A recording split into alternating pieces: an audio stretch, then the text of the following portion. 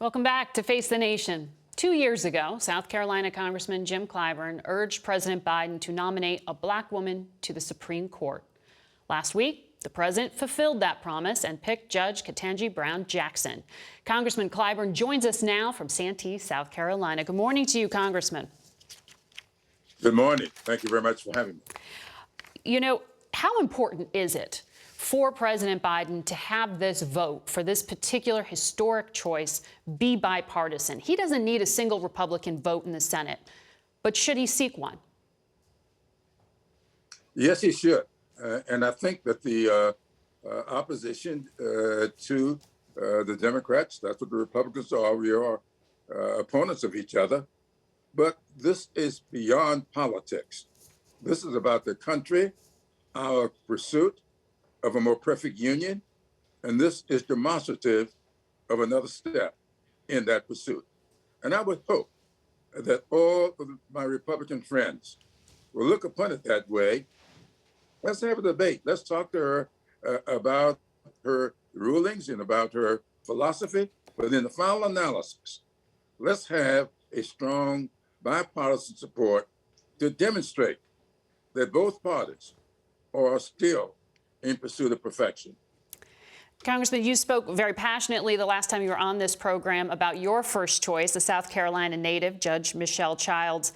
And one of the reasons you argued it was important to have someone like her, you said, was because she went to state schools. And you said it would show every little child up there growing up under moderate circumstances, you've got just as much of a chance to benefit from the greatness of this country as everybody else.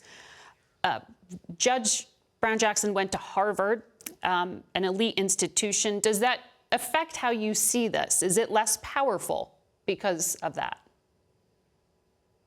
It's more traditional. There's no question about that. This means that we will continue that tradition. And I am one, as you can see, that's not so much for tradition. I want to see us break as much new ground as possible. But having said that, we all have our personal preferences. We all have our regional biases. But in the final analysis, I think this was a good choice. It was a choice that brings onto the court a background and some experiences that nobody else on the court will have. And I think when you look at not just her background and the family life, but also her profession. She was a public defender. That adds a new perspective to the court.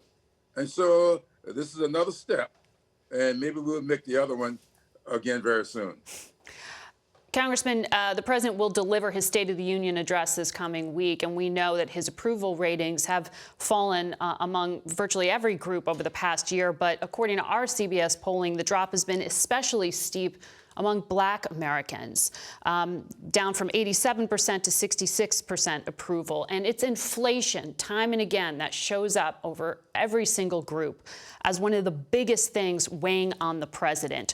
Are you seeing that sort of disaffection or frustration in your district? And how does the president stand up and call it success when we have that kind of 40-year high weighing on everyday Americans' pocketbooks? Well, inflation is a problem for everybody. But the fact of the matter is, it is more of a problem for those people who have very little or nothing to inflate. And so the president has a job here of trying to do what is necessary to get people back to work, to get incomes in people's homes, to get people in homes. All of this adds to his problem.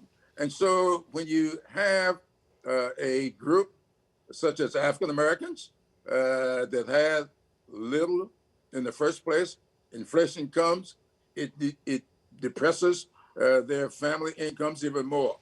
So that is a concern. It's also a concern, as I said earlier, when you have an opportunity to make an appointment like he just had, and he made an African American appointment, I guarantee you, you see some of that move up. Mm-hmm. It may not move up with the people who are having income problems, but it will move up to those who have other reservations about the president. We've seen that drop in approval be particularly acute among Black Americans under age 45. Do you think that indicates a lack of enthusiasm that will hurt Democrats at the ballot box come midterms?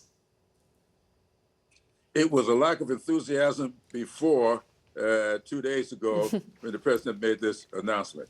And I think you're going to see that when we get back this coming week, a lot of things that have been lingering out there are coming together. We are going to do what I think is necessary to keep the government open.